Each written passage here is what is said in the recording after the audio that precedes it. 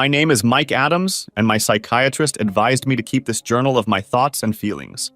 I had just gone through a traumatic divorce and was having a hard time dealing with it. The doctor told me to tell my story, including what I was thinking and feeling at the time. He explained that it would help me deal with the trauma. It helped, and after that, journaling became a daily habit.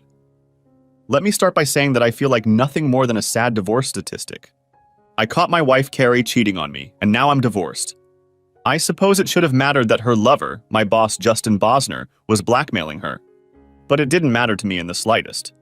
I couldn't get the image of them having sex in my marital bed out of my head. Apparently, Justin got my wife drunk at a company party I couldn't attend and took advantage of her.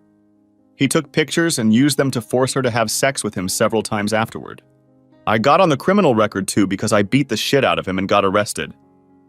Fortunately, I had a great lawyer, my brother Tom. He was able to prove temporary insanity and I was acquitted. Then my former boss tried to sue me for damages. When the jury heard the whole story, they awarded me damages. But the judge told them they had no right to do that. So taking the hint, I sued him. This time the jury nailed him, and I was awarded a six-figure sum. I then sued our mutual employer for failing to comply with the morals clause in the employee handbook. I won a seven-figure sum.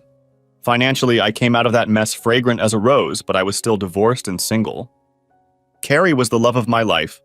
For 8 years, life was as close to perfect as a husband can expect from his wife.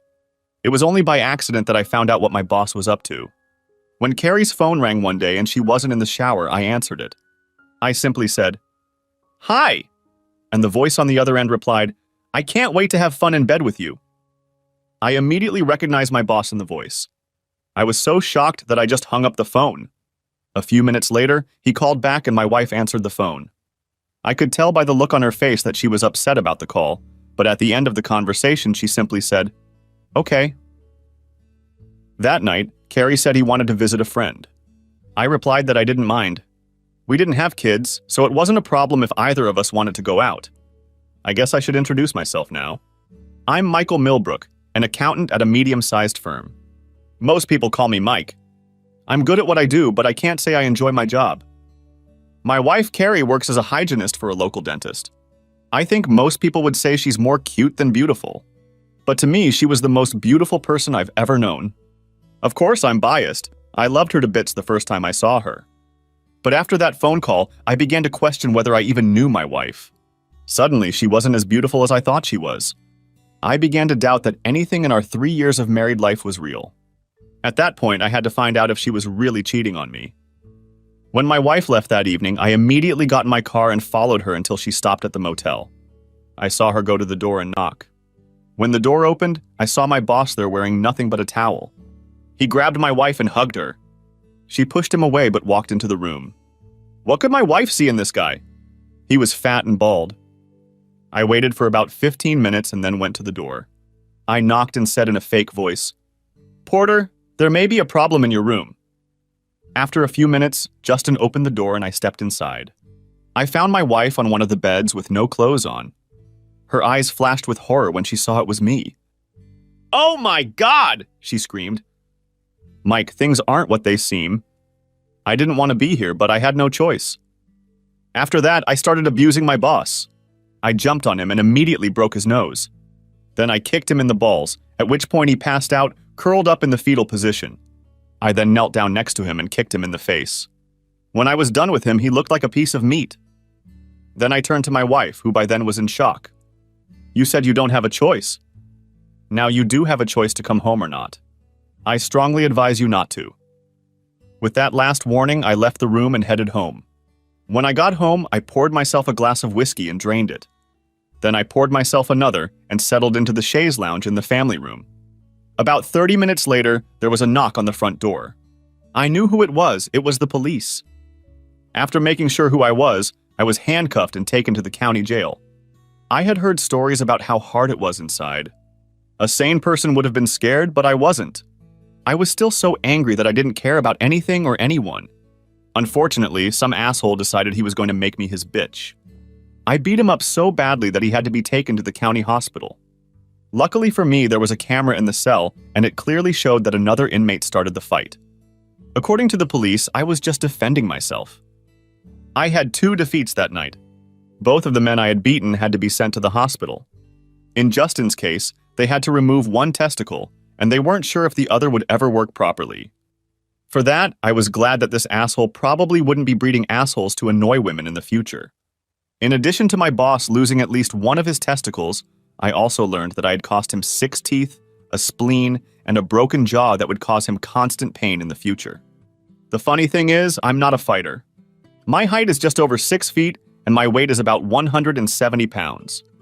However, when I was a kid, my father taught all of his boys how to box. But barring fights with my brothers, I've never been in a real fight. Despite all the pain I had caused my boss, it was nothing compared to my pain. The woman I loved more than anyone in the world had proven to me that she was nothing more than a fraud. Carrie tried to see or call me over the next few days, but I shut her out and tried to bury my pain. I never wanted to be hurt like that again. When my brother arrived, he brought me up to speed. He quickly bailed me out and then took me home to stay with him and his wife Susan. They were very kind to me, but I was in so much pain that I acted like a total bastard. Finally, one night Susan pulled me aside and read me the riot act. "Mike, I know you're hurting, but my brother and I aren't the bad guys. If you're going to be a total asshole, you can go home to your cheating wife or get a hotel room." I apologized, and from that day on I started behaving right again. My sister-in-law and my brother were my safe haven, and I treated them as such. Tom filed divorce papers and simultaneously filed a lawsuit against my employer. A few days later, my former boss sued me for the injuries I had inflicted on his body. Tom was smart. He got the lawsuit against me put on hold until the criminal case was adjudicated. Once I was found not guilty by reason of temporary insanity, Tom turned his sights on my boss. Justin smirked as the trial began. He thought he was going to expose me. However, my former boss had no idea how deep my brother had dug for information. By the time the criminal case against me was finalized, Tom had found several former female employees of the firm who confirmed that Justin had done the same thing to them. And as I said, when the trial was over, the jury wanted to award me damages. Of course, Justin was immediately fired, but that wasn't the worst of it for him. He was arrested for rape. The problem with the case against Justin was that there was no physical evidence. However, 6 women testified against him, telling the same story. I didn't follow the case because I was completely consumed with my divorce. I remember reading that he was found guilty of something, but it wasn't rape. It made no difference to me except that he had to go to jail. I know that Carrie was called as a witness and basically attended every day of Justin's trial.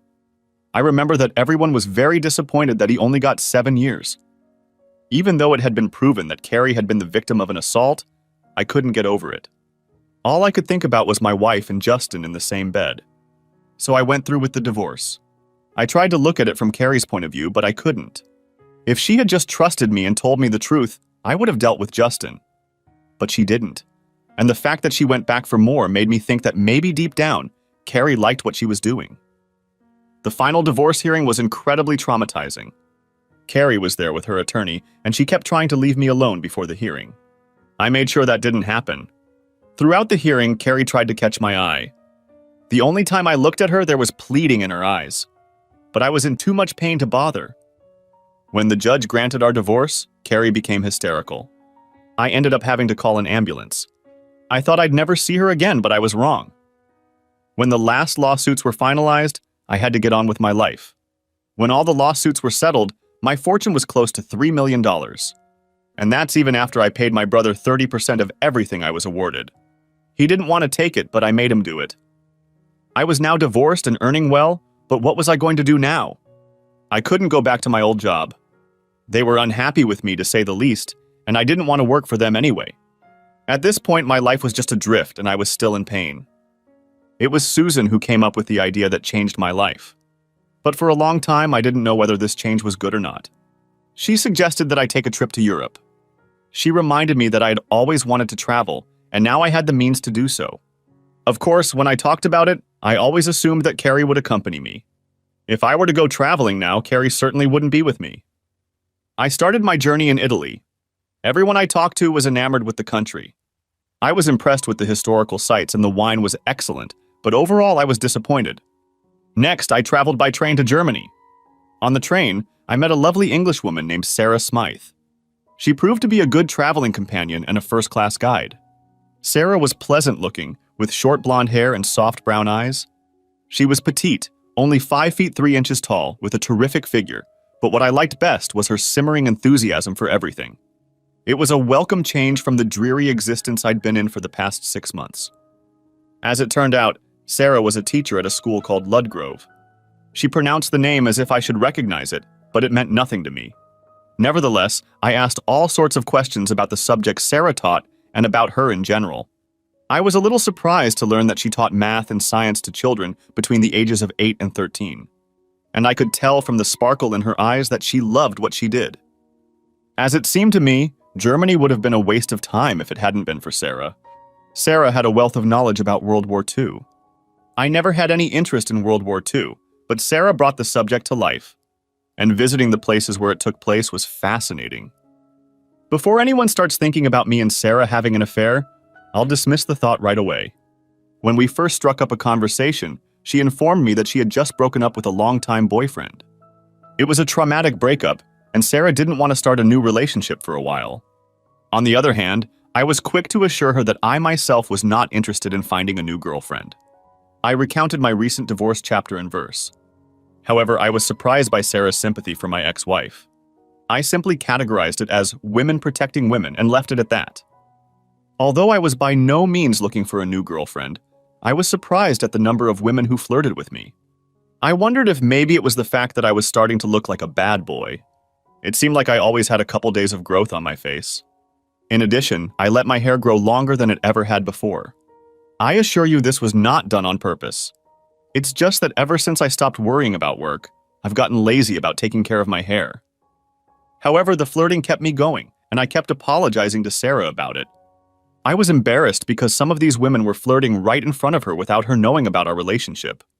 Sarah would just laugh about it, and even tease me when some woman would start making eyes at me. To be fair though, Sarah had just as many suitors and was just as embarrassed when they hit on her. I teased her back, of course. From Germany, I traveled to Sweden and Denmark alone. Sarah booked an apartment in Paris for 2 weeks and traveled there. I really liked both Scandinavian countries I visited. The people seemed warm and friendly to me. Without Sarah, it was a little difficult to overcome the language barrier. She spoke 4 languages besides English: Italian, French, German, and Spanish. Nevertheless, even without Sarah, I was able to understand each other. By prior arrangement, I met Sarah at her apartment on the last 3 days of her vacation. Paris is a great city, but I wouldn't give 2 cents for the people who live there. I know that's unfair, judging by the few people I encountered. But it seemed to me that there was some deep-seated dislike of Americans among Parisians, and Frenchmen struck me as obnoxious. The attention Sarah received in other countries paled in comparison to the aggression of the French. One even sat down at our table during dinner and started talking to Sarah in French. This ended badly for the Frenchman when Sarah splashed a glass of wine in his face. He only laughed and gave me a snide look. However, when I stood up and he realized I towered over him by a few inches, he finally took the hint and walked away. The second night in Paris, I took Sarah out to dinner and for a walk along the Seine. It was a beautiful night, and the moon was almost full. We stopped to watch the boats go by. For the first time since my marriage had broken up, I felt at peace. "Sarah," I said, turning to her, "I want to thank you for everything you've done for me. You turned what could have been a miserable trip into something enjoyable. It was exactly what I needed." I leaned over and kissed her cheek. After a second, Sarah put both hands on my face and kissed me on the lips. Admittedly, I kissed her back. When we parted, neither of us said anything about the kiss. Instead, Sarah started talking about the history of the city and some of the sights we'd passed by. I went to bed that night, embarrassed but not unhappy. On the last night of our stay in Paris, Sarah cooked us a wonderful dinner in her apartment. We sat on her balcony and chatted for hours. But then I reminded her that we had to get up early the next morning to catch the flight back to London.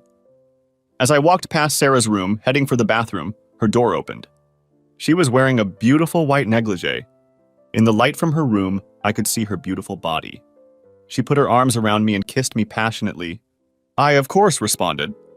Before I knew it, we were on her bed and I began to massage her breasts. Sarah moaned and pulled down her negligee. I started to run my hand down her stomach, kissing her neck.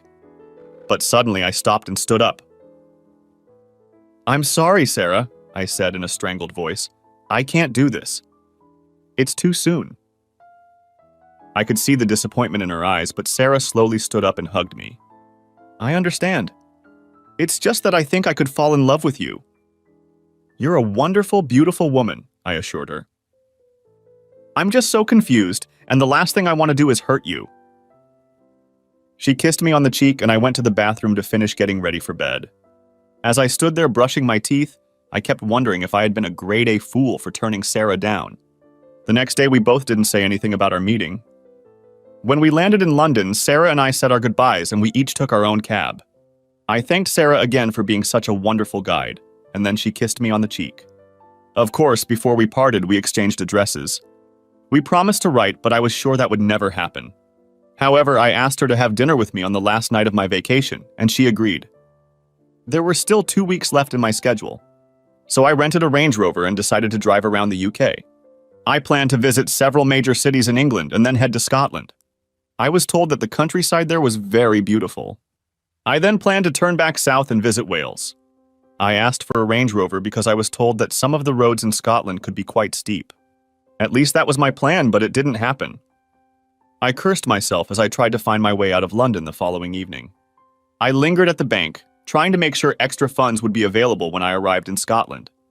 Not only that, but I had apparently packed my cell phone power cord into one of my suitcases without noticing that the battery was dead. Instead of stopping to look for it in my luggage, I decided to use a paper map. This turned out to be a bad or good decision, depending on how one looks at what happened. When I left the bank, it was closing time. I studied the map for about 5 minutes before deciding which way to go. An hour passed, however, and I was hopelessly lost. I got outside London, but I had no idea where I was. I stopped and asked for directions, but only got even more lost. Frustrated, I pulled off the road I was traveling on and stopped under the foliage of trees. I remembered the names of the last few roads I had traveled and decided to look them up on the map. But 20 minutes later, none of those roads were on my map. I climbed out of the car, uttering unpleasant swear words, and walked back to the trunk, or as they say here in England. I started rummaging through my bags looking for the power cord when it occurred to me that I had left it in my hotel room.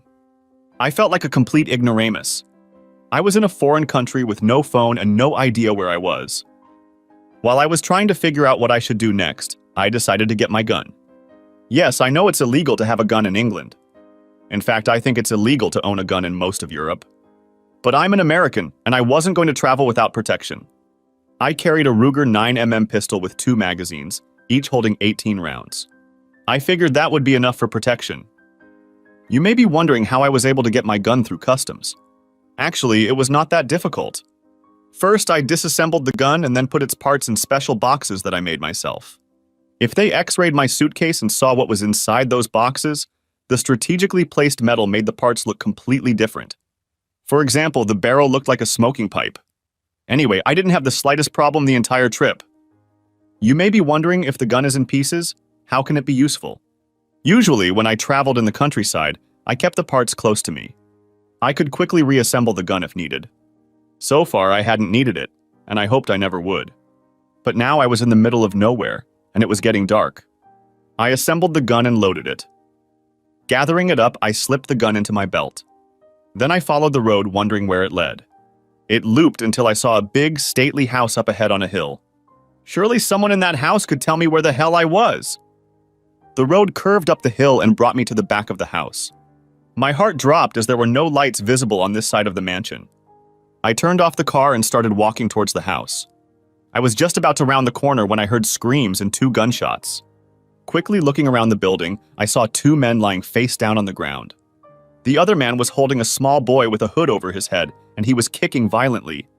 The other 2 men were shouting at each other, and one of them was pointing at the 2 men lying on the ground. "You messed up big time, buddy," the man yelled, pointing at me. "Go back inside and make sure everyone is still locked up." As soon as the man disappeared inside and the man struggling with the boy tried to put him in the car, I got out and yelled, "Drop your weapons and put your hands up!" The man didn't put the gun down. Instead, he turned around and shot at me with lightning speed. I returned fire. His bullet missed him, but mine hit him in the shoulder. Not only did he drop the gun, but he fell to his knees. The man holding the boy released him to see what happened. At the same instant, the boy rushed to run. The man rushed after him. I took aim at him, but the shot was weak. Nevertheless, it hit one of his legs.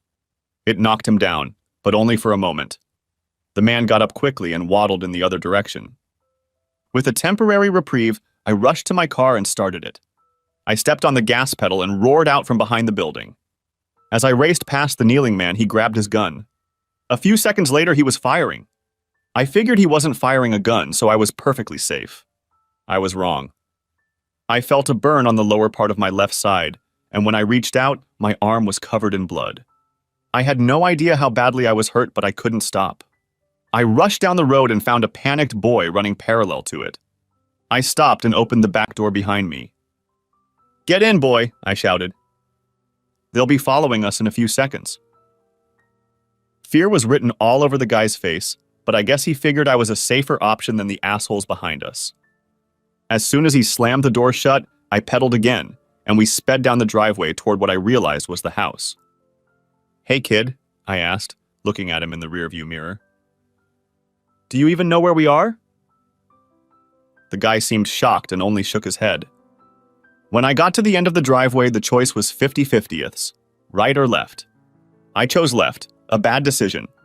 If I went right, it would lead to the highway and there I could quickly find help. On the left, however, I went deeper into the countryside where there didn't seem to be any houses. I later learned that this area was home to some very large estates. There were literally kilometers between some of the houses. "Damn," I said out loud, "we're almost out of gas."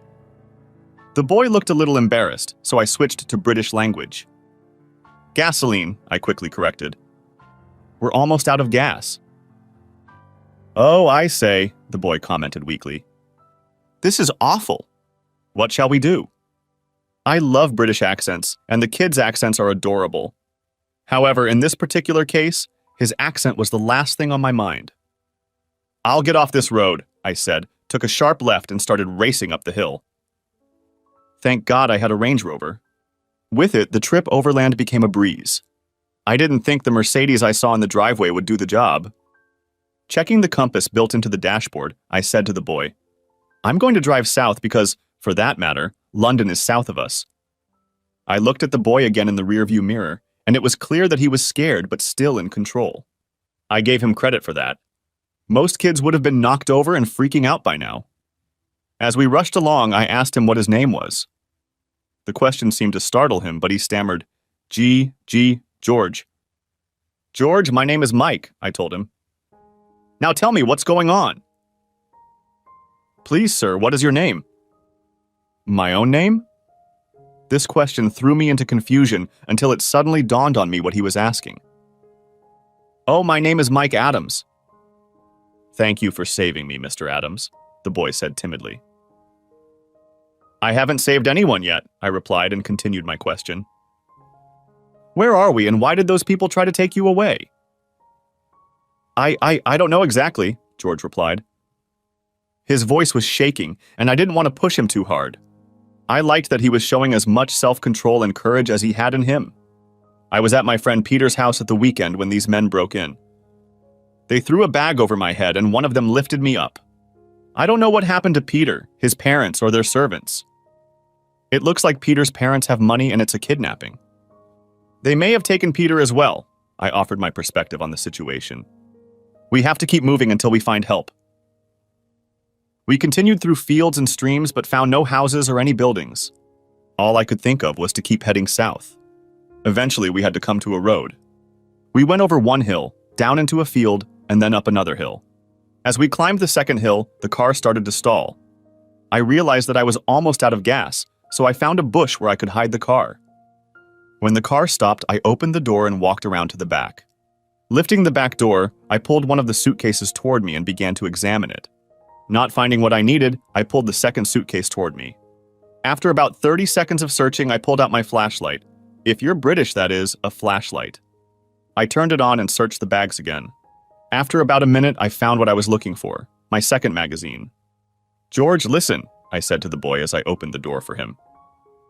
"We're going to have to set off on foot. I don't know if these people will realize I'm off the road, but we have to assume they will, and keep moving until we find help." Before heading out, I grabbed 2 sweaters, a wool hat, a large bottle of water, and 4 packages of crackers. It was getting chilly outside, and I didn't know how long we would run until we found help. Besides, I didn't know what to do with the baby, but I was very hungry. I knew the car was pointing south, so I looked up at the sky and picked out a fairly bright star in that direction. I figured we could follow it. We walked for about 3 hours, stopping occasionally to rest and drink.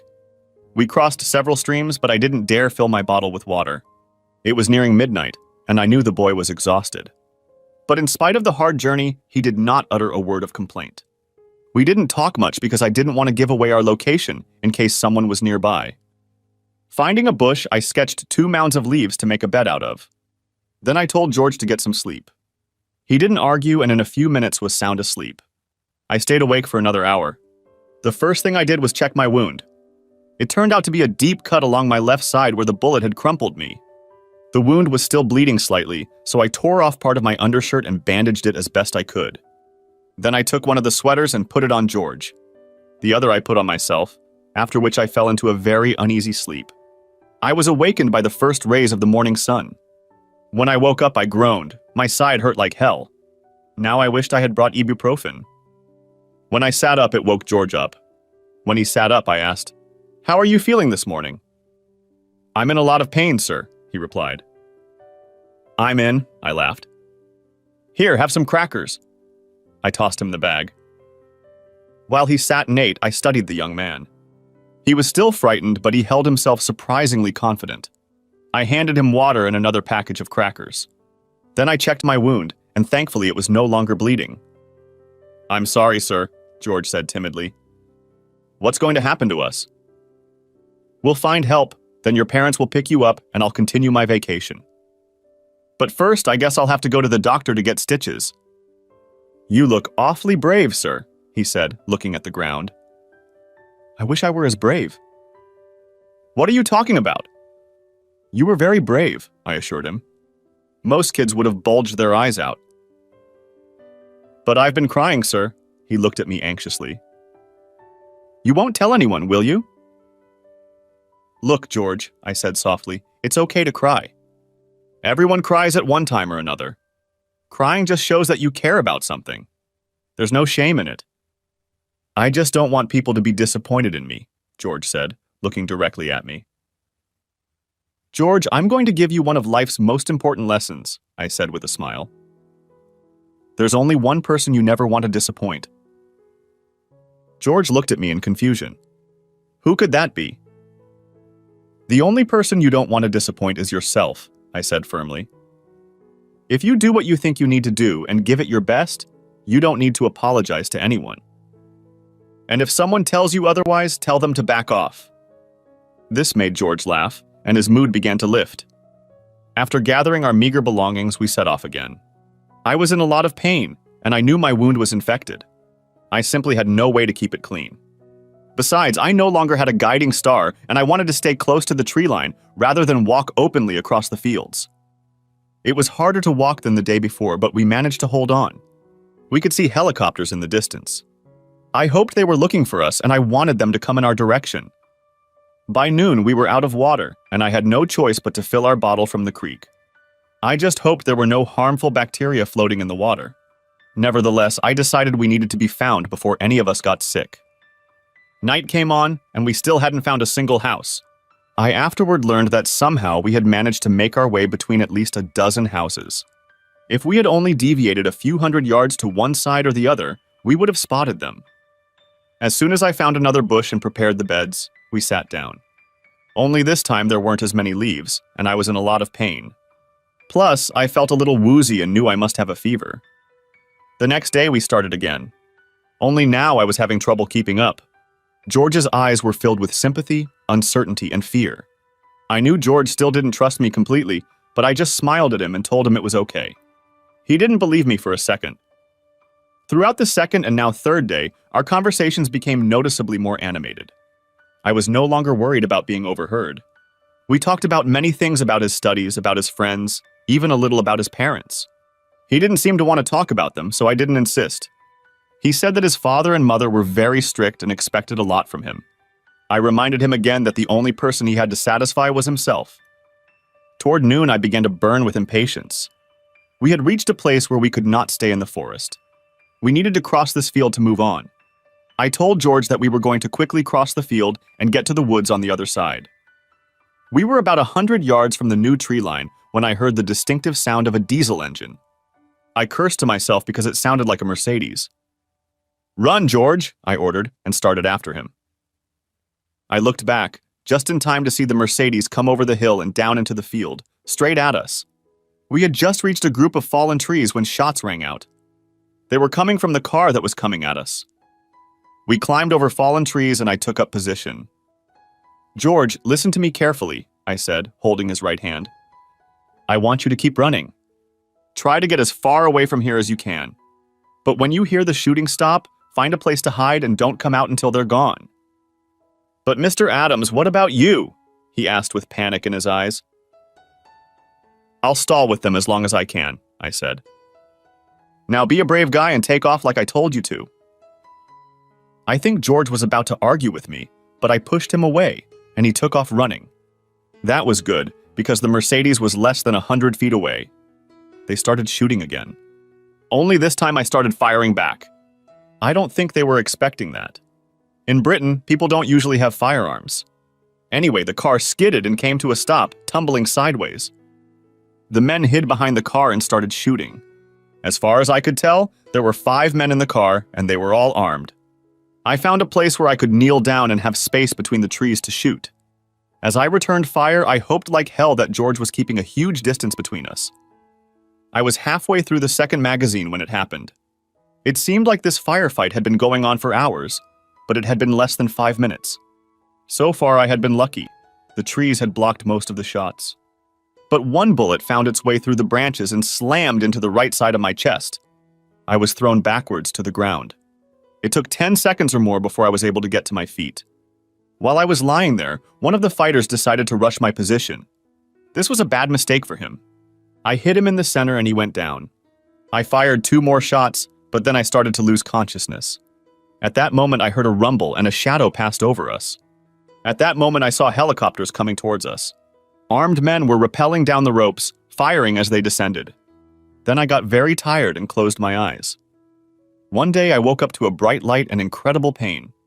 A woman immediately came to me, and I remember someone saying, "We need to get him back to the operating room." Then darkness descended on me again. When I woke up the second time, I felt like I was floating on something. The room was bright and there was no pain. A nurse in a matron's suit was standing next to me and measuring my pulse. When she saw that my eyes were open, she smiled. "Welcome back, Mr. Adams," she said in a delightful British accent. "It's a pleasure to see you among the living. You had us worried for a while. We thought we were going to lose you at a few moments last night. But the doctor thinks you finally pulled through."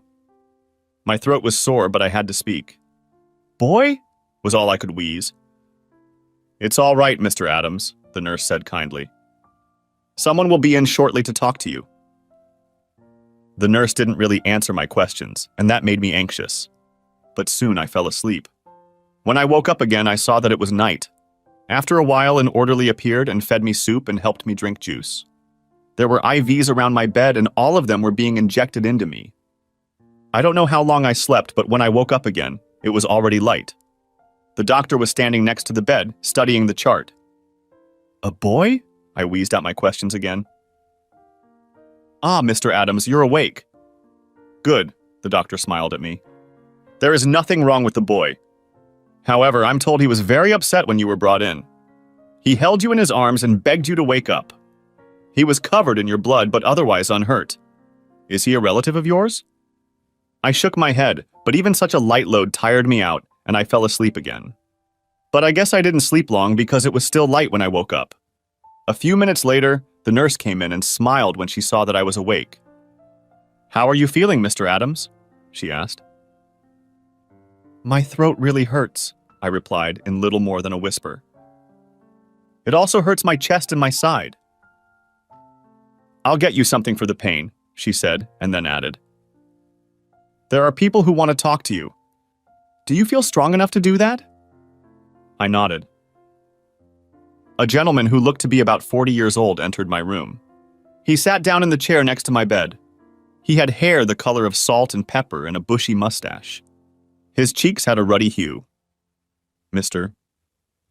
Adams, I'm Inspector Blair from Scotland Yard. I'd like an informal statement from you, if I may. Sure, I said, and was surprised that my voice seemed firmer.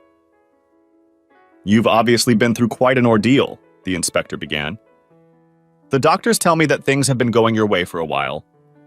They are still a little concerned about your infection, but fortunately, you seem to be on the road to recovery. But I was wondering if you could tell me about your involvement in the incident last Monday? I shook my head slowly, trying to gather my thoughts. I'm afraid I can't tell you much. I really have no idea what was going on. I think I stumbled into a kidnapping. Before I knew it, George and I were on the run. We spent days trying to find help, but we never found anyone. Then the kidnappers caught up with us. I tried to hold them off long enough for George to escape. The inspector smiled at me as if he knew much more about what had happened than I did. Well, that wouldn't have been hard since I knew almost nothing. Tell me, Mr. Adams, how did you end up in the exact house where the kidnapping took place? I'm lost, I admitted with annoyance. I didn't charge my phone before I left London and I tried to use a paper map. But all I managed to do was get hopelessly lost. I found a dirt road that led to the back of the mansion. I hoped that I could get directions from someone there. However, as I approached the front, I saw that they were trying to kidnap George. I had my gun with me and used it to free the boy. We left in the car I had rented, but we were almost out of gas. When the car stopped, George and I had to walk. Like I said, we couldn't find anyone to help us. After that, I just tried to hold them off. How did you find us? Search teams and helicopters have been combing the area since the abduction was reported. One of the helicopter pilots spotted a car rushing down the hill and followed it. They came across your gunfire and stopped it. Then you and the boy were taken to the hospital. At first, we thought the boy was badly wounded because there was a lot of blood on him. But as it turned out, it was your blood. He refused to leave your side. I told him he was brave, I replied absent-mindedly. What was that, Mr. Adams? Nothing, he was just very brave. The inspector leaned back in his chair and smiled. That's an amazing story. It's true, I swear, I protested. If you don't believe me, ask George. Oh, I believe you, Mr. Adams. However, there is one point I would like to clarify. The gun you were defending yourself with, where did you get it? I was like a deer in headlights. The phrase that went through my head was, oh shit. I knew I was in trouble now. And yet I knew that without that gun, I'd probably be dead. I brought it with me from the United States, I replied quietly. I don't think so, Mr. Adams, the inspector grinned. Bringing a gun into the United Kingdom is a crime. The gun we found had the serial numbers wiped off. So you must have gotten the weapon from the kidnappers. You're very lucky, don't you think? My confusion was suddenly replaced by crystal clarity. The inspector was offering me a plausible denial about the gun. I was not one to look a gift horse in the mouth. I quickly confirmed the inspector's assumption. Yes, that's exactly what happened. I caught one of the kidnappers off guard and was able to take the gun away from him. Excellent, Inspector Blair said, standing up.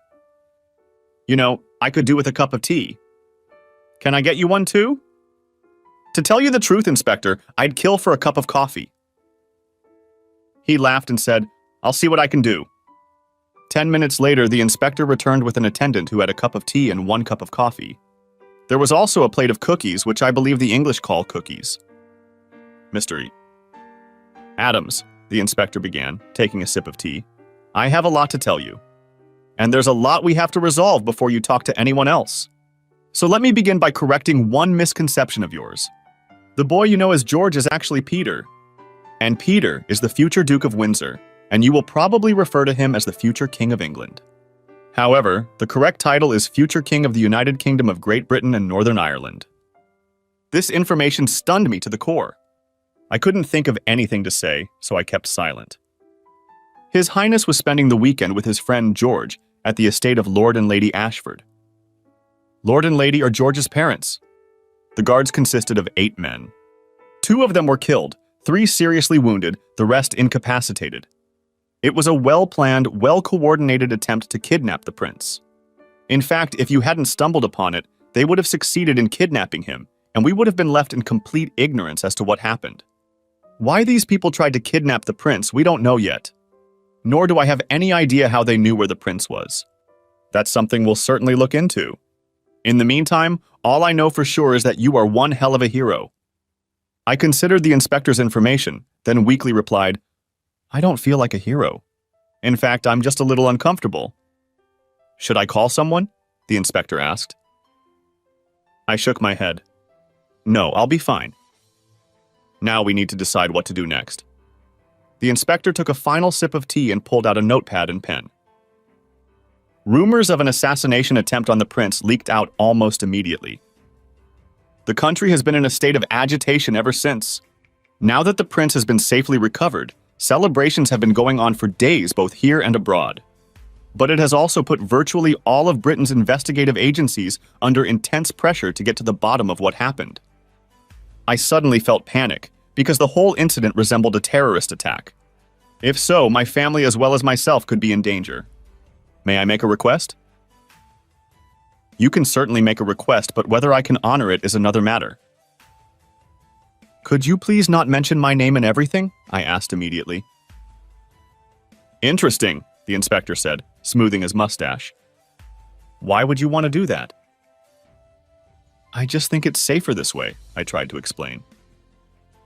If it's the work of terrorists, and I'm on the list of those who interfered with them, they might try to retaliate against my family and me.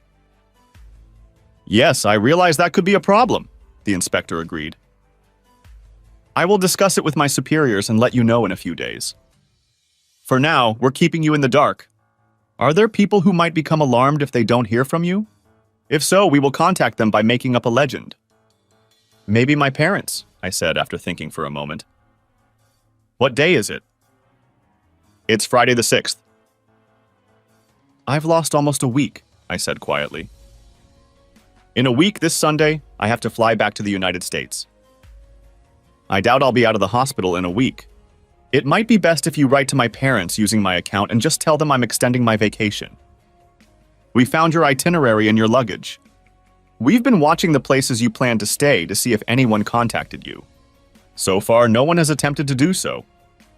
Oh, another person you should know about, I said, remembering my obligation. I'm supposed to have dinner with Miss Sarah Smythe on Saturday night. The inspector's eyebrows rose when I mentioned my participation in the dinner. And how do you know Miss Smythe? I met her on the train to Germany, I explained. We became friends and she became my unofficial tour guide. There was nothing romantic between us. She was just very kind and helpful. I understand, the inspector said, standing up. Do you have email for her? When I nodded, the inspector continued. I think we'd best email her and let her know that you've been injured. You don't have any serious injuries, but you would prefer to be treated by your doctor at home. In the meantime, there will be officers outside your room around the clock until we decide how to proceed. I'll contact you in a few days when we have a better understanding of everything. In the meantime, I hope you realize that we will keep you incommunicado. That won't be a problem? I shook my head. The next few days were very difficult. As I started to get better, they started to reduce my pain medication. This meant that I was in pain at times, especially just after physiotherapy. I started to get a fever of being confined to my room. At first, it was interesting to watch television reports. There was a mood of grateful jubilation, especially in the UK. But there was also outrage. But after a day or two of non-stop reporting, it became painful to watch. I suppose I was suffering from a mild form of post-traumatic stress disorder. Just when I was beginning to believe that Inspector Blair had forgotten about me, he arrived the following Tuesday. I hoped he would give me some good news, like when I would be allowed to leave. I just wanted to get better and come home. I was standing at the window wishing I was outside when Inspector Blair came into my room. You're looking remarkably well, Mr. Adams. I'm so glad you're recovering so quickly. That makes my news all the more gratifying. Sounds promising, I said, taking a seat on the edge of the bed. We are working hard to get to the bottom of this dastardly attack. Unfortunately, we still don't know who is behind the kidnapping. However, we have managed to capture 2 of the perpetrators alive, and we hope that at least one of them will tell us what we want to know. Well, that makes my request as urgent as ever, I replied. I hope you won't mention my name and everything. You're an interesting man, Mr. Adams. Most men would like to boast the title of hero. But you wish to remain anonymous. Your primary concern is for your family, which is commendable. But to reassure you, my superiors have agreed that you should remain anonymous. We'll do our best to keep your name out of the public domain. I must admit that my superiors were in favor of releasing your name immediately. Some people in the department suspected you might have been part of a conspiracy. At first, they didn't believe your story that you just stumbled into a kidnapping. Some believed you were part of a conspiracy but chickened out at the last minute. However, a check of the tracking device on the rental car confirmed everything you told us.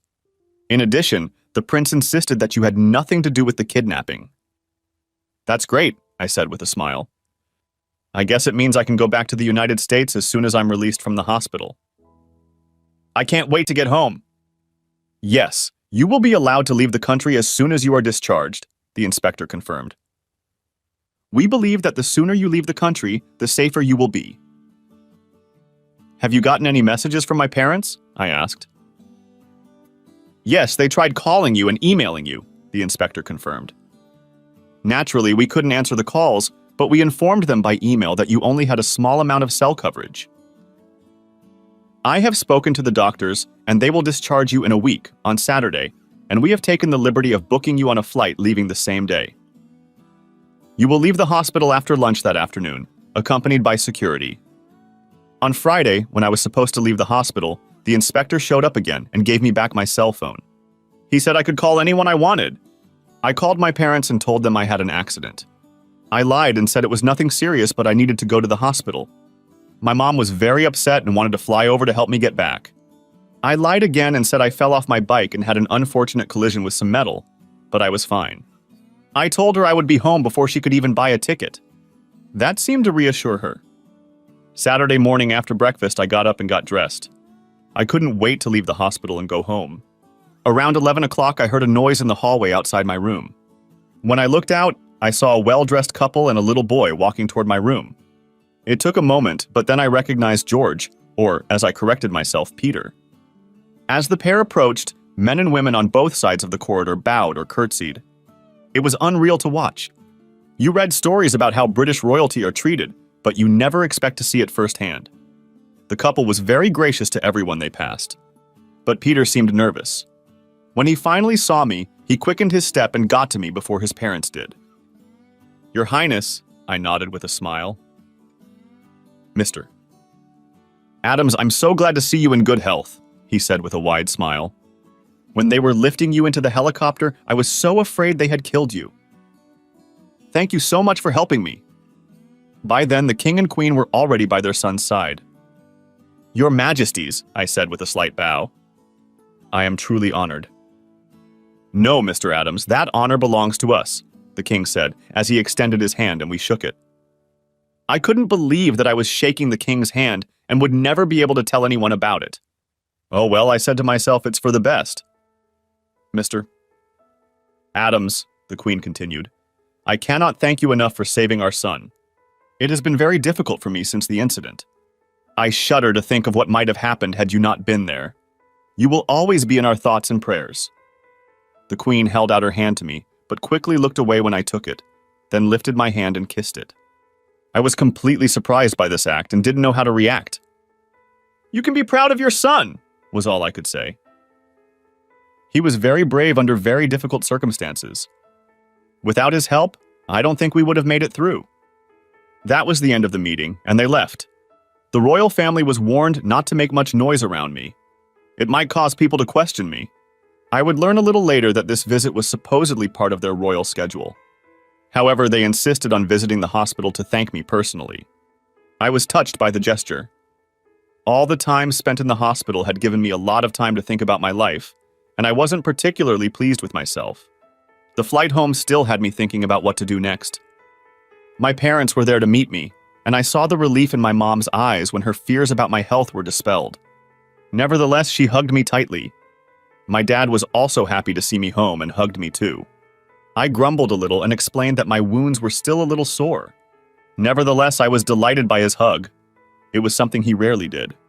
My father always told people he didn't like hugs. That's not really true now. He takes every opportunity to hug my mom.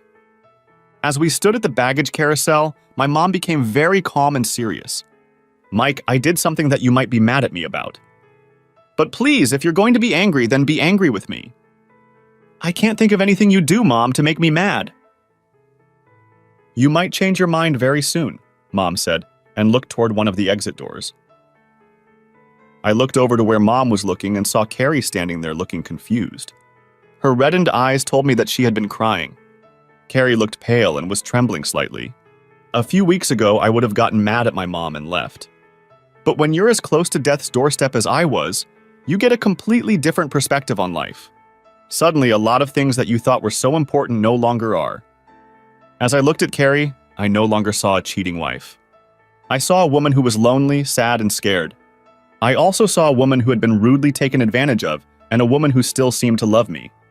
She was still the beautiful woman I had fallen in love with. I smiled at her and walked over to where she stood. "Hi, Carrie," I said softly.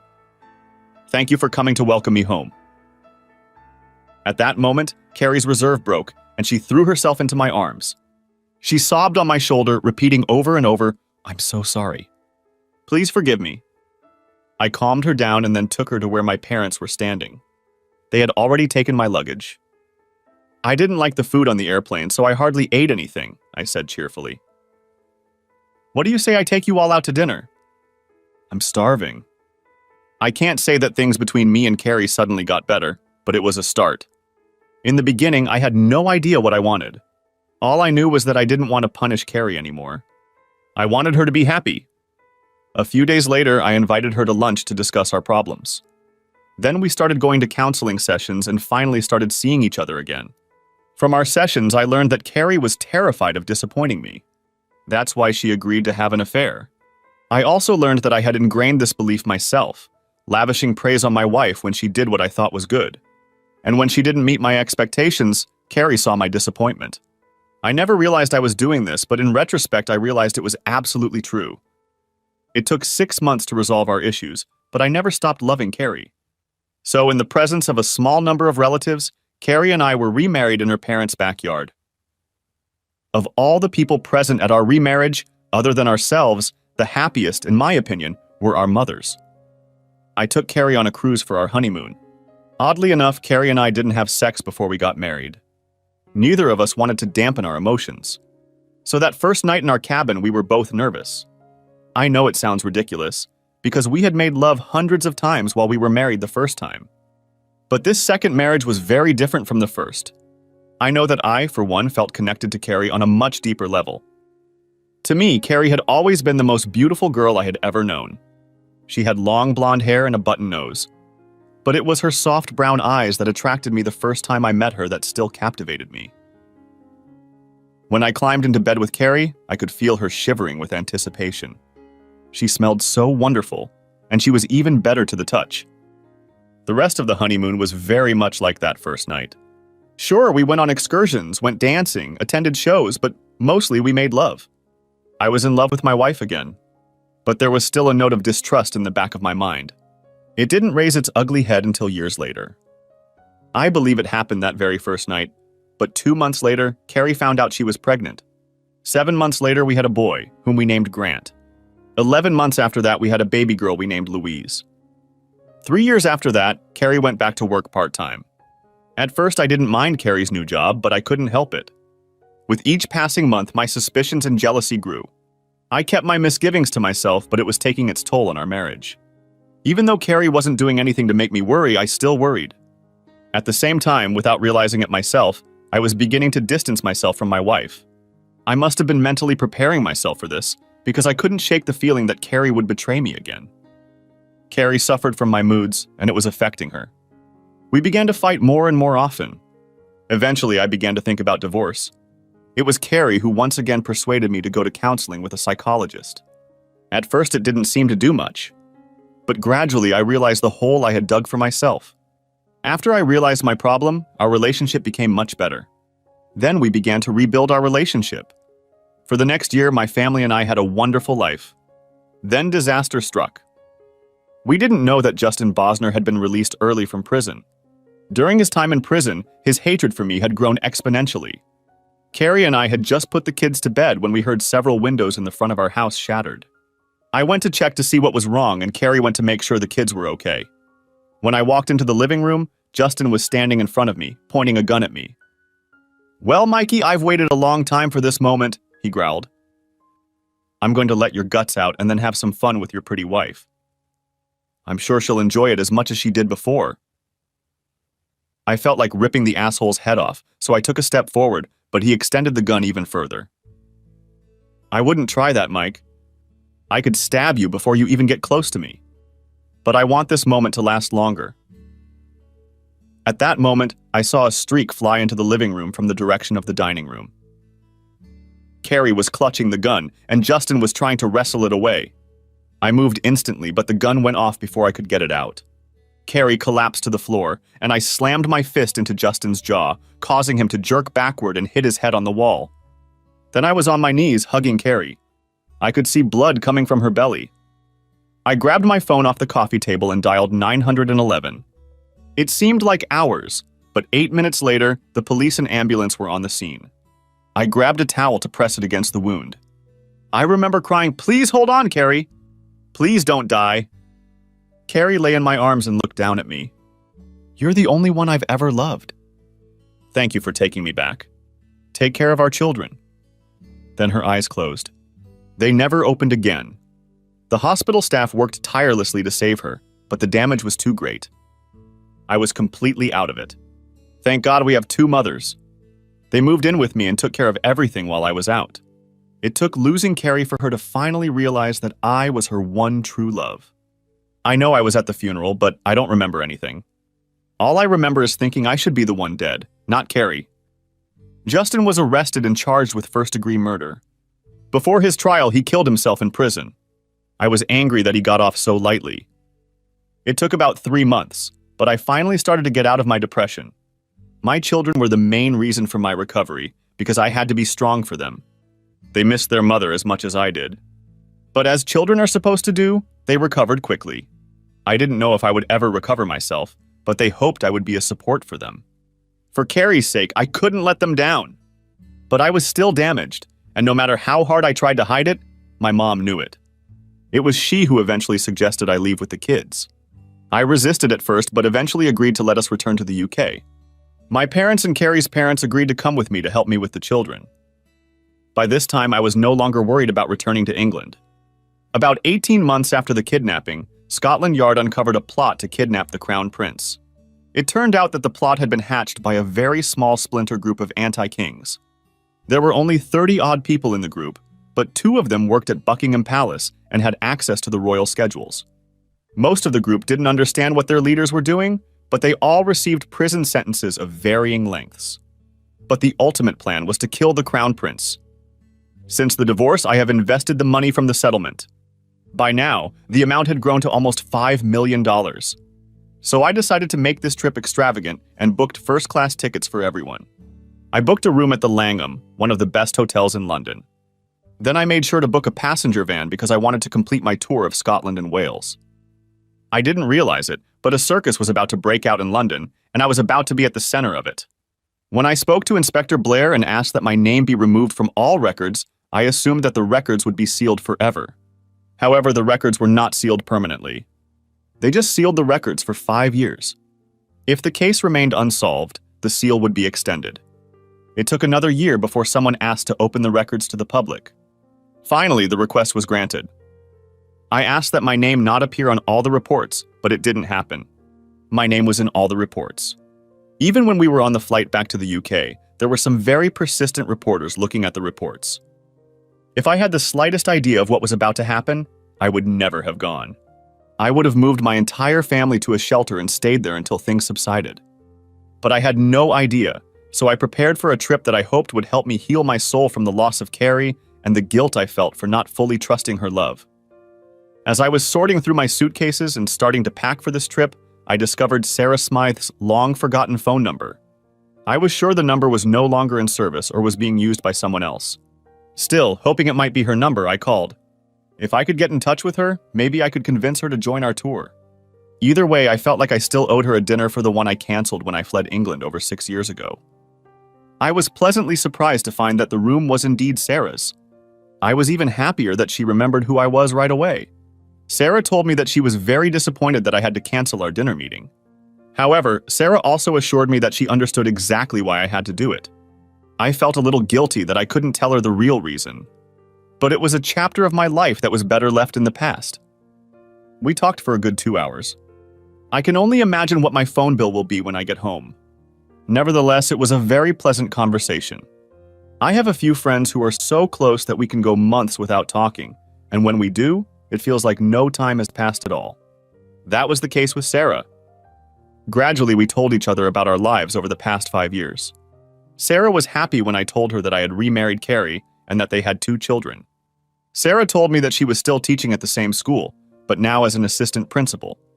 She had only been married for a short time about 2 years ago. The marriage had been a failure, and the divorce had been particularly nasty, and her ex-husband was extremely embittered. It was obvious that Sarah's failed marriage was still bothering her, so I finally told her about Carrie's murder and my attempts to rebuild her life. There was a long silence after I told her about Carrie's death, and for a moment I thought Sarah might have hung up on me. But then I heard her sobbing on the other end of the line. "Oh, Michael, I'm so sorry for you," she said in a trembling voice. She always addressed me by my first name and rarely by my nickname. "Nevertheless, you have children. I know it seems small consolation now, but in the years to come you will realize how truly blessed you are." At first I didn't know what to say, but then, with a half-joking, half-serious grin, I said that we should leave the sad stories in the past. Sarah agreed and began telling me about funny incidents her students had done. I was grateful for the humor, but eventually got to the true purpose of my call. "Look, I know it's last minute, but I'm going to come to England with the kids and their grandparents," I explained. "I'd like to be able to do a little touring. If you get a chance to free up, I'd love to have you join us." "Oh, I'd love to do that, Michael, but I can't get free right now. We're only halfway through the semester, and I have so many meetings I have to attend. I'm sorry." "I understand," I said, but I couldn't hide my disappointment. "But look, I still owe you dinner from last time. Maybe you could free up an evening to have dinner with me?" "I'd love to do that," Sarah replied immediately. "However, you must promise to bring your children and their grandparents." "I'd love to meet all of them." "Wonderful," I said cheerfully. "I'll call you when I get to London and we'll work something out." As I said, even as we flew across the Atlantic, secrets that I hoped would be locked away forever were about to come out. We flew in early in the morning, and I knew the best way to beat jet lag was to stay awake until it was time to go to bed in a new place. If you do this, you will be synchronized to the new time zone the next day. Since the kids slept for most of the flight, they were ready to go. My parents and Carrie's parents weren't thrilled with the plan, but agreed because I insisted.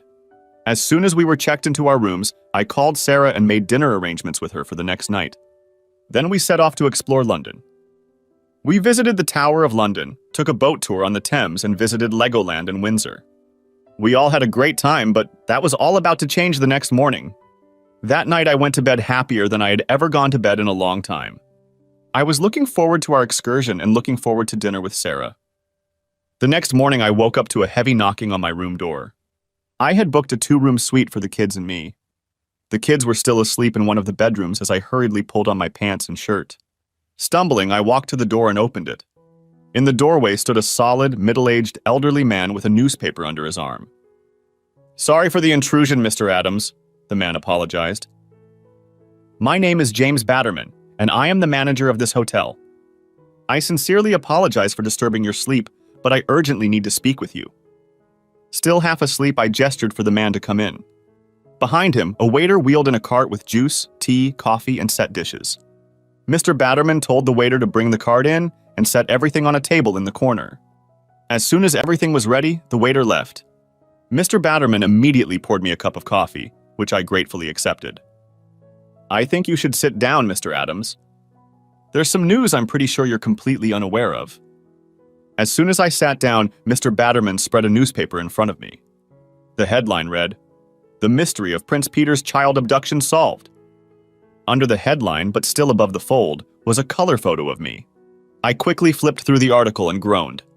My thoughts were scattered in different directions.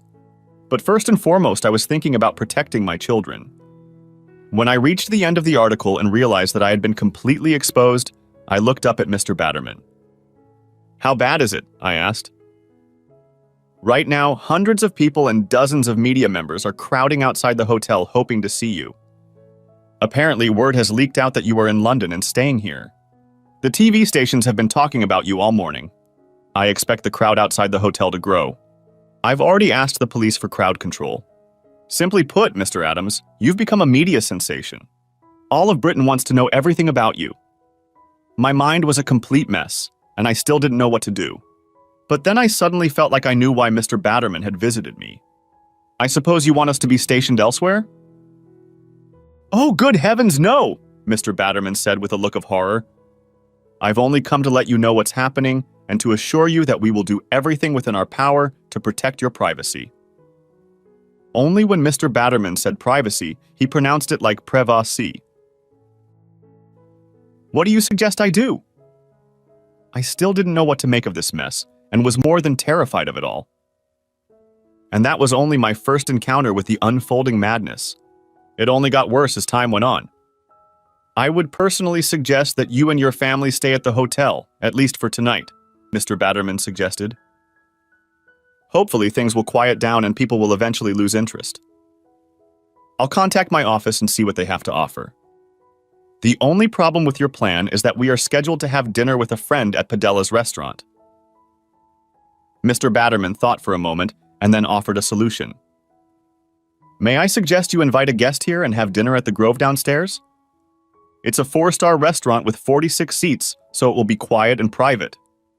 I told Mr. Batterman that his offer was excellent and I would cancel my order at Padel's and make a new one at Grove. Please let me take care of that for you, he offered, and I agreed. I was still in shock at what was happening. Besides, I hadn't even seen what was going on outside yet. Mr. Batterman, can I ask you a question? I hoped he could help me make sense of it all. Sure, I'll answer anything I can. Why is this so important now? I asked. I mean, the kidnapping happened over 6 years ago. Maybe the police fudged the details a little, but what does it matter? The prince was rescued, and he's safe and sound. Mr. Batterman studied me for a while, then smiled good-naturedly. Mr. Adams, you are an American, so our royal family is more of a gimmick to your people. But to those who are truly British, the monarchy is the foundation of our country. The whole country was stunned when it became known that the crown prince had been kidnapped. The whole of Great Britain was plunged into fear and grief. When he was rescued, however, the nation rejoiced as one. If you remember, the news of his safe return sparked 3 days of celebrations. And now you learn that you, sir, saved the prince and that you sought no recognition for your actions. You have struck a chord and evoked the gratitude of this nation. All I can say is that every member of my staff considers it an honor to serve you in any way we can. Also, I want you to know that you will not be charged for anything during your stay at the Langham Hotel. No, I can't agree with that, Mr. Batterman, I protested immediately. Our being here is already causing you and your staff a lot of inconvenience. Mr. Batterman held up his hands. If it will appease your sense of justice, I spoke to head office this morning, and they're thrilled with the free publicity. Already bookings are up over 18%. When Mr. Batterman left, Grant and Louise came out of their bedroom. The breakfast that Mr. Batterman left behind included bacon, eggs, bagels, and Danish. There was also oatmeal. I made plates for both of them and sat them down in front of the TV. I ordered the movie Toy Story for them. It was their favorite movie. Then it was time to make some phone calls. The first thing I did was call a family meeting.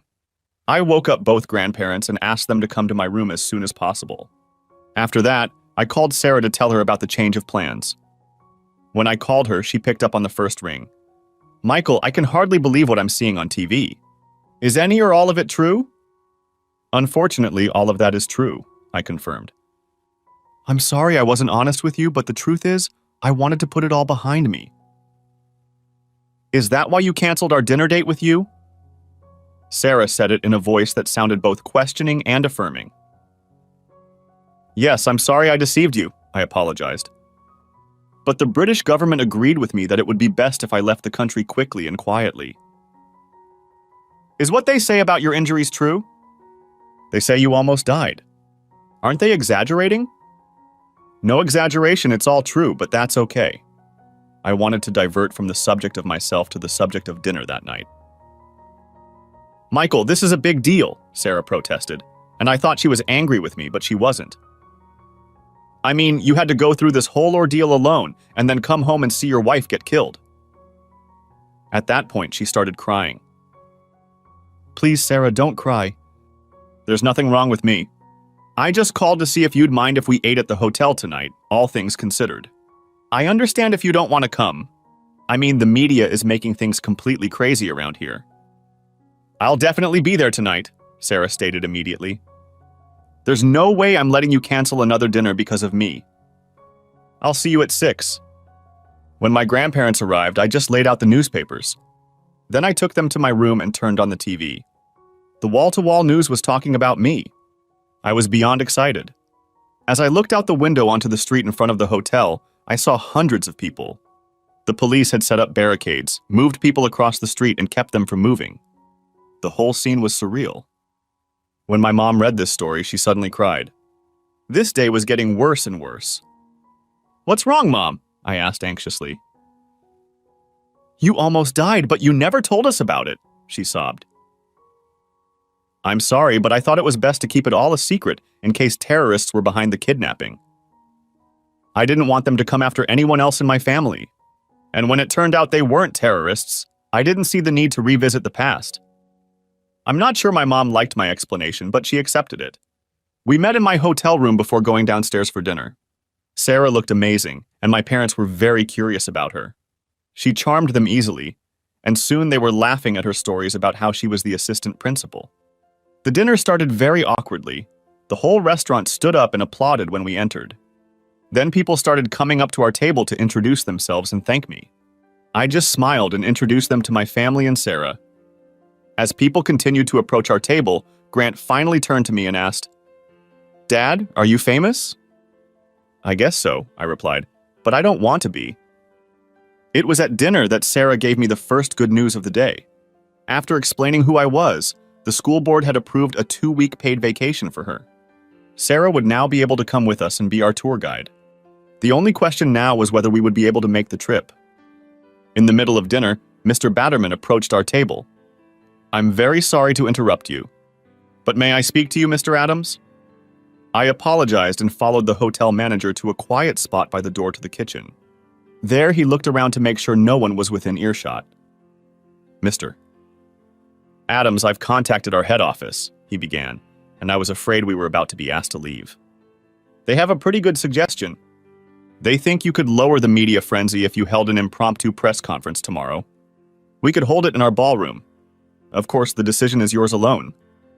I ran that sentence through my head a few times, and I liked it. "I think it's a great idea. What do I need to do to make it happen?" Mr. Batterman smiled and shook his head. "Absolutely nothing. We'll work it out. I suggest 10 o'clock tomorrow morning. You will need to report in whatever clothes you are wearing. You should prepare a short statement, and then we'll give the press 30 minutes for questions." My parents and in-laws were very impressed when I told them about the press conference.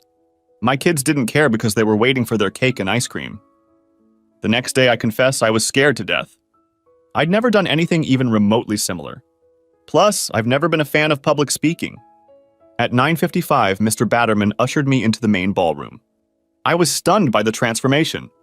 American flags and British Union Jacks covered the back wall. Red, white, and blue garlands were hung throughout the room. The hotel orchestra was positioned to the right of the podium, with American and British flags crossed in front of them. As we walked to the podium, I noticed that hundreds of people were gathered in the auditorium, with TV cameras set up all around the back of the auditorium. My legs felt like jelly as I walked down the center aisle. Suddenly, people started to rise and clap. When I reached the entrance, the sound was deafening. My family followed me, and they were pointed to seats near the entrance. My children's eyes widened, and they looked around the hall in utter amazement. My mother and mother-in-law had tears running down their cheeks. When they were finally seated, my children were bouncing in their chairs, asking their grandparents one question after another.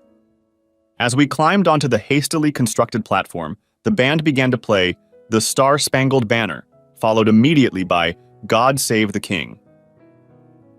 Mr. Bannerman then stepped to the microphone and thanked everyone for coming. He then gave a brief introduction. I wrote a short speech but immediately put it aside. I decided that I would just brush it off and let everyone know that I was grateful and humbled by the outpouring, but felt very unworthy of it all. Then the questions began. They wanted to know everything that had happened. One of the first questions was how I knew where the prince was in order to save him. I admitted that I only found out about him being a prince later, at the hospital. I then explained that I was hopelessly lost and was hoping some kind person would point me in the right direction. This elicited laughter from the stern journalists. They were especially interested in the details of the firefight. I talked a little about it, but spent most of the time thanking the SAS who had actually saved us. As I pointed out, if they hadn't arrived, I would be dead and probably the prince too.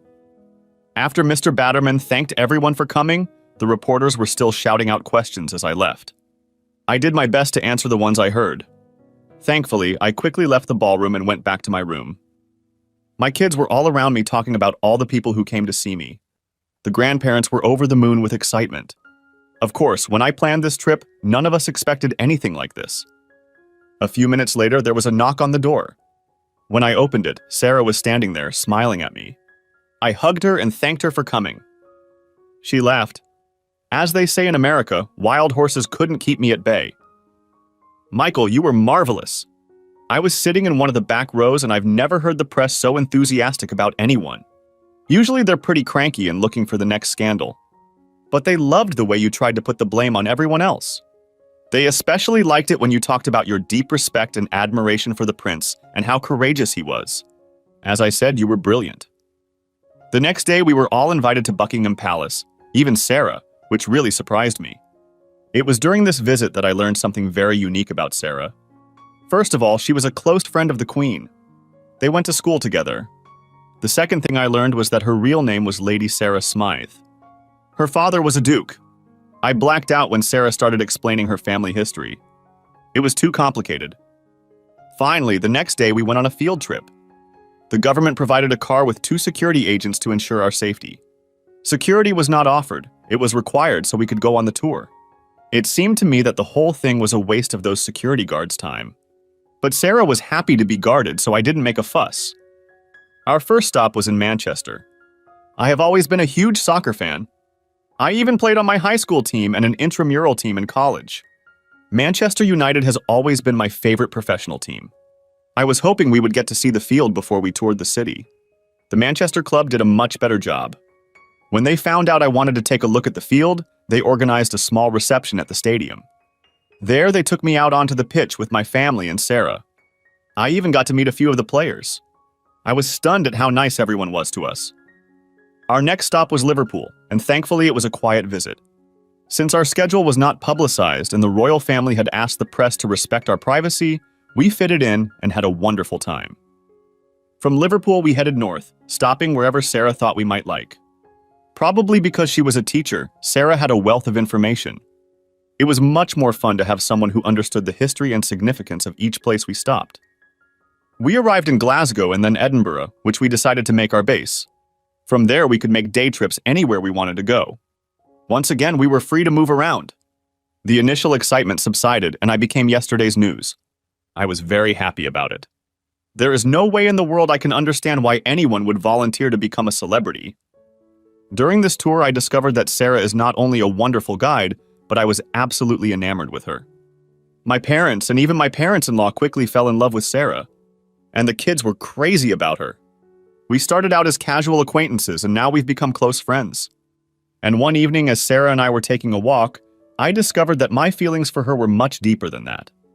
We stopped to look at Edinburgh Castle, and then on impulse, I leaned over and kissed Sarah gently on the lips. She looked at me in surprise, and then wrapped her arms around me and kissed me passionately. We went back to her room, but I didn't know what to do next. Fortunately, Sarah had some ideas of her own. She quickly started undressing me, and I, getting the hint, started undressing her. Naked, we both slid into her bed. As we lay there looking at each other, she said, "Please don't hurt me." "I'll be very gentle," I assured her. "No, that's not what I meant," she said with fear in her eyes. "I know you like me, Michael. But I'm desperately in love with you. I'll still sleep with you, but if it's not serious, please tell me. I'll be hurt, but I'll break if you lead me on. Sarah, when Carrie died, I thought I could never love another woman, I said softly. You showed me that I was wrong. I can't promise a happy ending, but I love you, and I feel so comfortable and at peace when you're around. That was all Sarah wanted to hear. After that, she turned into a wild woman. She couldn't seem to get enough of me. At first, our lovemaking was wild passion, but then it became slow and gentle. At 2 in the morning, I slipped out of bed and went back to my room. I didn't want my grandparents to know what Sarah and I had been doing. I was fooling myself, however, because the next day at breakfast, they were full of smiles and smirks for both Sarah and me. All too soon, the tour was over and we were back in London. I had arranged for my mom to watch the 2 kids, and Sarah and I had a chance to spend our last night together. The day we left was filled with hugs, kisses, and tears. I think Sarah was afraid that when I got home, I would forget about her. That didn't happen. In the months that followed, I talked to her every day and sometimes several times a day. The children loved it when Sarah called because she always had some funny and fantastic story to tell them. Finally, I couldn't stand it any longer, flew to London and asked Sarah to be my wife. She, of course, said yes. We then went to talk to her father, who I found out was the Duke of Stirling. Sarah's mother had died a few years before. The Duke of Stirling, or Percy as he asked his friends and family to call him, lived on the family estate. The house was huge and the grounds were substantial. Sarah explained that farming the estate covered most of the expenses, but not all. So the Duke opened the family home for tours. The money from these excursions covered the difference, and the Duke had more than enough to live on. "So you wish to marry my little Sarah?" the Duke asked with a smile. "Yes, sir, very much so," I replied. "Do you know that her brother Edward will inherit the title and estates?" he asked, as if that could have bothered me.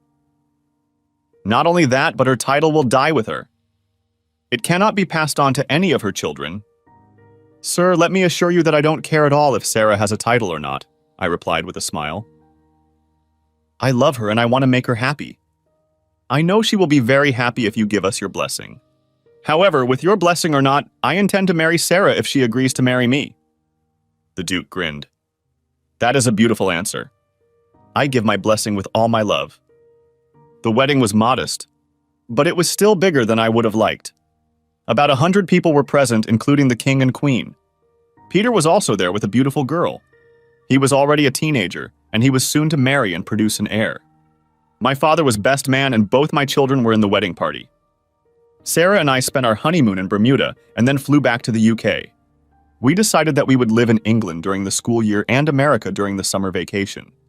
Grant and Louise were enrolled at Ludgrove. From what I understand, this was a school that many royal families sent their children to. Sarah also adopted Grant and Louise. When we lived in the UK, the Queen asked Sarah and me to do some royal duties from time to time.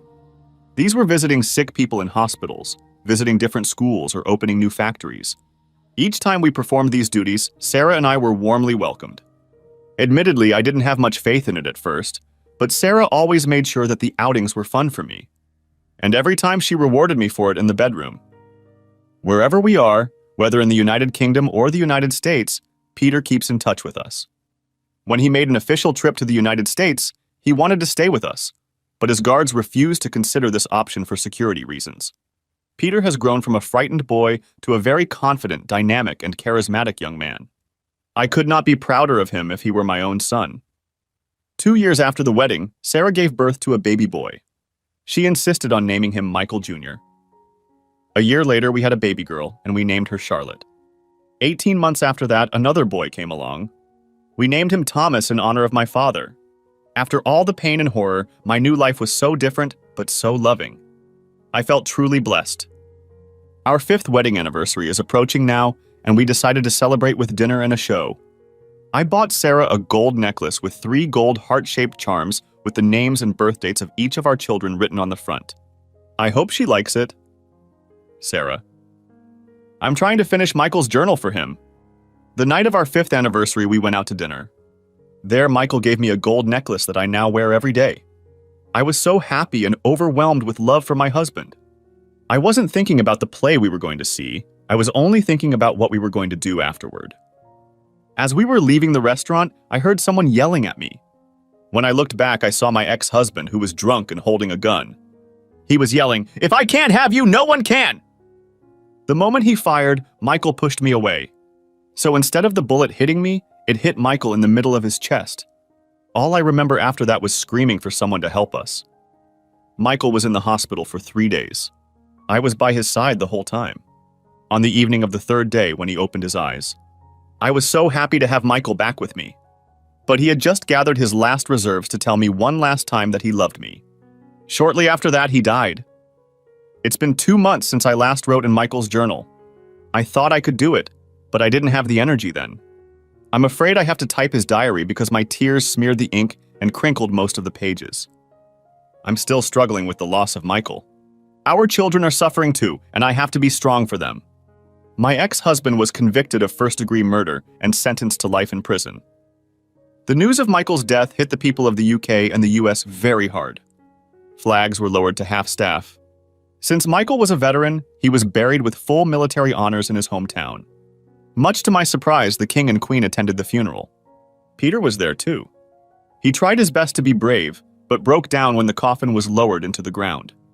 In a rare display of emotion for the royal family, the Queen hugged her son as he cried. Now I have to pick up the pieces of my life. It was very hard, but Michael had left me one gift that I hoped would help me get through it. That night at dinner, I told my husband that I was pregnant again. I had a baby girl, and I named her Mary after my mother. She has Michael's eyes and his smile. I have to stop because it's time to feed Mary. All I can do now is try my best for my children, especially because I know that's what Michael wants me to do. Lord, give me strength. I still love and miss him very much. Thanks for watching. I hope you enjoyed it. So subscribe to my channel and watch the next video.